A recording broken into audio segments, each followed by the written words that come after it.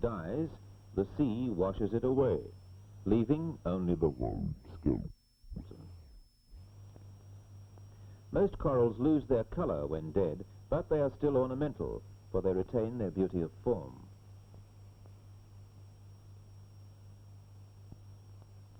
Studded over the whole surface are innumerable tiny holes in which the coral polyps lived. Some corals are soft and seem to have no skeletal environment. To peer down the water world is like flying in a plane above a city. The only way to see the people is to...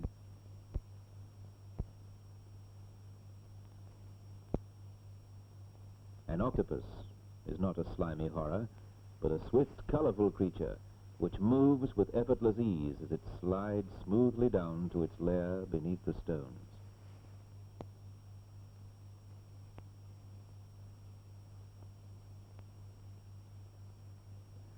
Along the edge of the reef, fish of all sizes, shapes and colors congregate.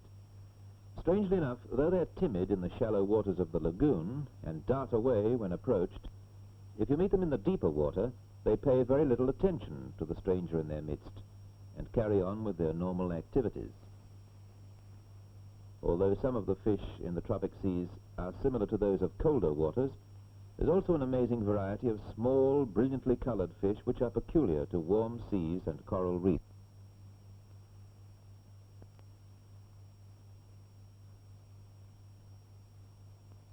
The coral garden beneath the sea is breathtaking in its exquisite beauty. Fragile corals grow to perfection, sheltered from the force of the waves.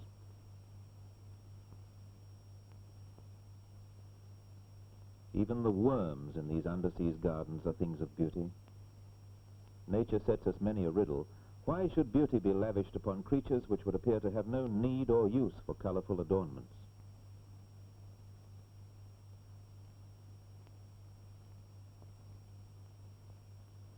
In this submarine world of wonder, beauty peeps out in unexpected places. From a piece of dead coral, a lovely flower bursts into bloom. But that blossom is but another worm, a sapulid, which makes a tubular home in the coral, from which it spreads out its flower-like gills as a net to catch food and oxygen.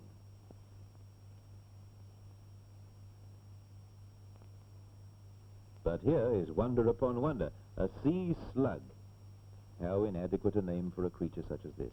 It could more aptly be named the ballerina of the sea. Its graceful movements are reminiscent of the swirling skirts of a dancer.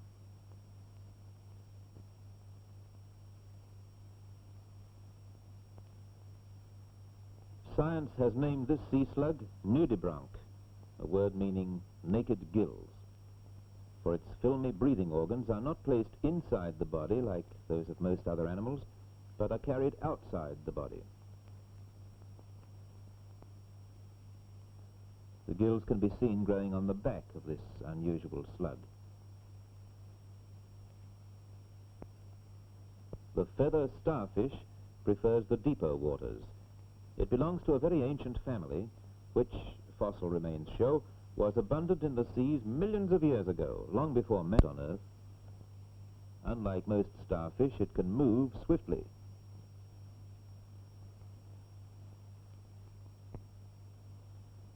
Many shellfish, which at the beginning of their lives swim free in the ocean, settle down, while still babies, on some convenient stone to which they attach themselves for life.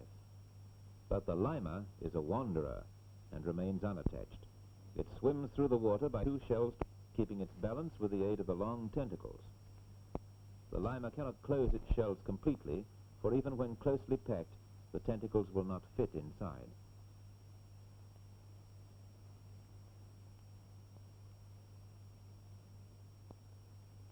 Whilst many of the tropical fish are more colorful than the reefs they live amidst, the more somber fish throw into relief the soft pastel shades of the corals.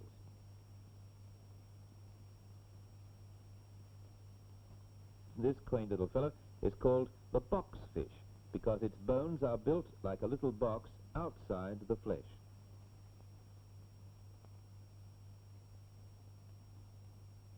Scenes beneath tropic waters have the ever-changing charm of a kaleidoscope, as brilliantly colored varied shapes glide into view. The magnificent king snapper is often called the government brim because of the broad arrow emblazoned in red across its silvery scales.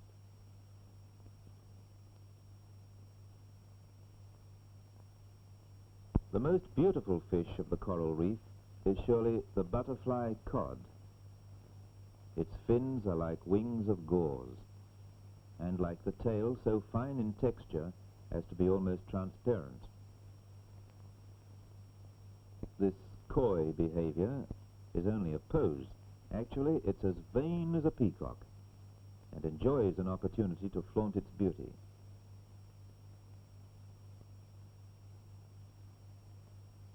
But don't be misled by the delicate beauty of the butterfly cod. Remember, before you take any liberties with this dainty dweller in the deep, that beauty is but skin deep. Beneath those colorful, fluttering draperies are sharp spines, loaded with a poison which burns with an agonizing pain like liquid fire.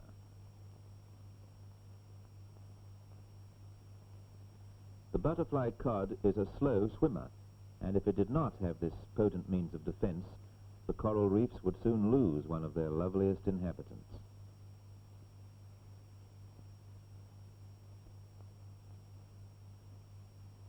There's a big fish here. Can you see it? Let's take a closer look. See its eye and the moving gills.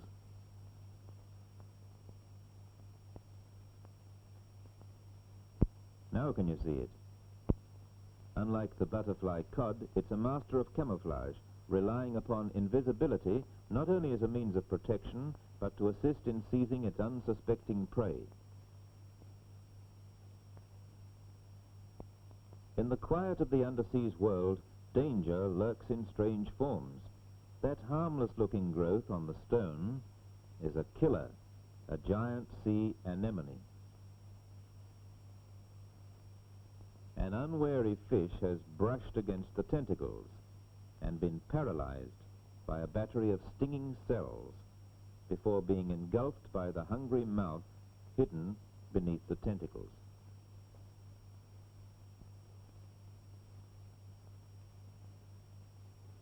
Despite the deadly power of the anemone's stings, there's an amazing friendship in it and a little fish called Percula.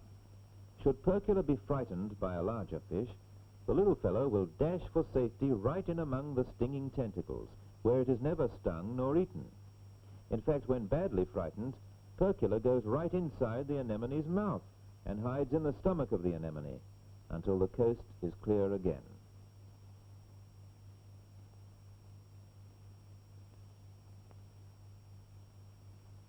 Another fish, Amphiprion, enjoys the same privileges. In return for the anemone's protection, these fish attract the attention of other fish, which, expecting to catch a tasty meal, make a dash for the little fish, which immediately disappear among the tentacles, leaving the pursuer to be stung and perhaps eaten by the anemone.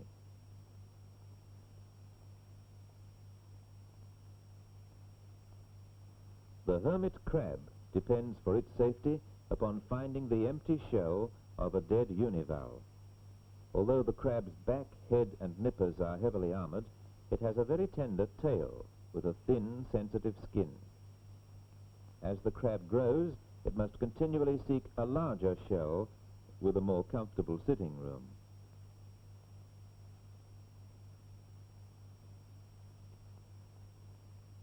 In a flash, it tucks its tender tail into safety. Over goes the shell, and away it scuttles, ready to take on all comers. At low tide, there is no need for diving gear to see many marvels in the shallow lagoons, which are the happy hunting grounds for shell collectors. Many creatures seek shelter beneath the rocks. The flesh of the mutton fish is relished by a number of reef inhabitants, and since it has only a small shell, it is much happier under cover. Dropped back into the water, without any waste of time, it makes for shelter beneath the nearest stone.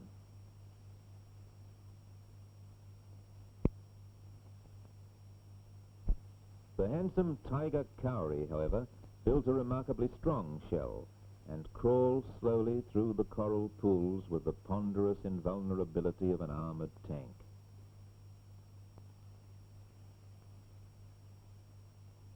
If disturbed, it immediately withdraws into the snug shelter of its shell and waits patiently within its well-designed fortress until the enemy departs.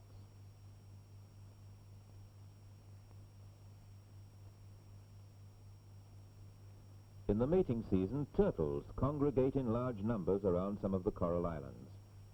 In far-off prehistoric times, turtles were land animals which deserted the land to make their homes in the sea. But nature insists that at nesting time they leave their ancient past and return to the land to make their nests. During the late afternoon, they come in close to the beaches, awaiting the coming of night, for their nest-making operations are carried out in the darkness. Green turtles weigh hundreds of pounds. They're the main ingredient of the famous turtle soup.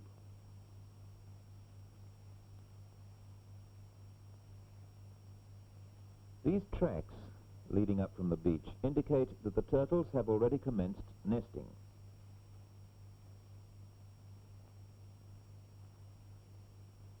The little holes are made in the center of the track by the turtle's tail and tell that the turtle has gone up the beach to lay, whereas going back to the sea after completing its nest, the tail drags in the sand and makes a long furrow. As night came, taking cameras and powerful lights, we set off in search of a turtle making its nest. Shortly after midnight, we found a turtle just commencing work. With powerful thrusts of her front flippers, she digs a depression well above the reach of the highest tides.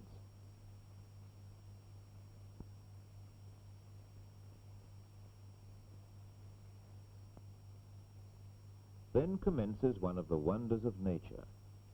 With her hind flippers, she digs a neat pit, nearly a foot in diameter. Although in complete darkness, this clumsy creature works with delicate precision. Deftly, she lifts each flipper full of sand and places it carefully down alongside the hole. Then, with a quick movement of her flipper, she expertly flicks it away before digging down again. So neatly is the operation carried out that hardly a grain of sand falls back into the pit.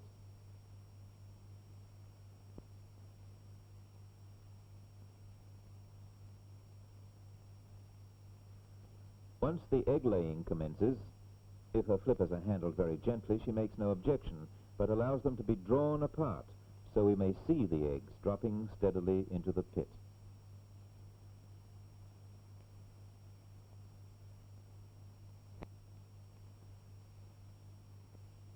The dawn came while the turtle was still at work. Usually she completes her nest before dawn, but the glare of our lamps had upset her timetable, and every few minutes she'd ceased work until the lights were switched off. Even under normal conditions, the whole operation of nest-making and egg-laying takes several hours to complete. She'd laid nearly 200 eggs.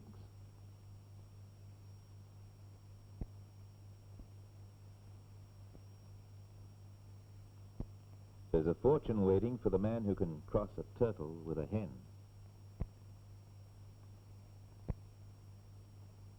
The sand is now raked and smoothed over the eggs until all signs of the pit are obliterated. Her slow movements show how weary she is. Although once land animals, countless centuries of life in the sea make the turtle's brief visits to the land something of an ordeal. She completes the nest by throwing sand in all directions, making it impossible to tell just where the eggs were laid.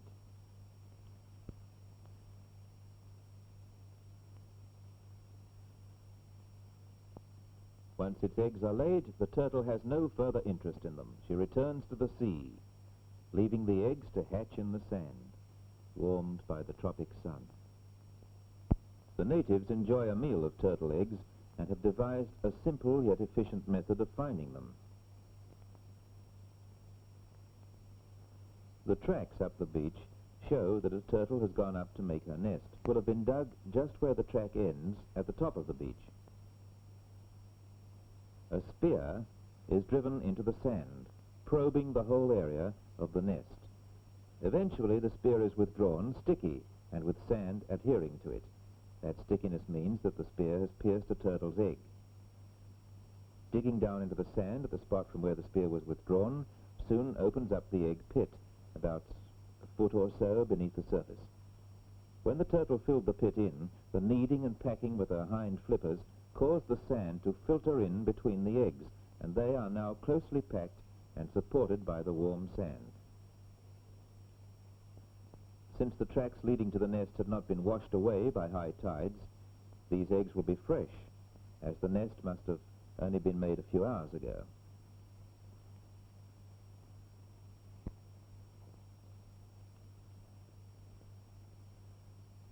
If thrown upon the sand, turtle eggs bounce like a rubber ball.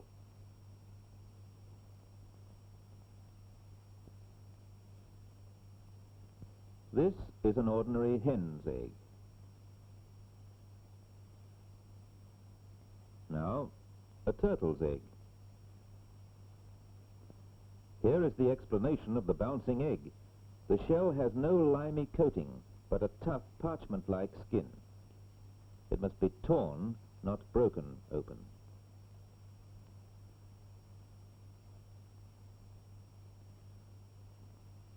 Although the yolks of the two eggs are similar, the whites are different, that of the turtle being a stiffer, jelly-like substance. There's a very marked difference, however, when the eggs are cooked.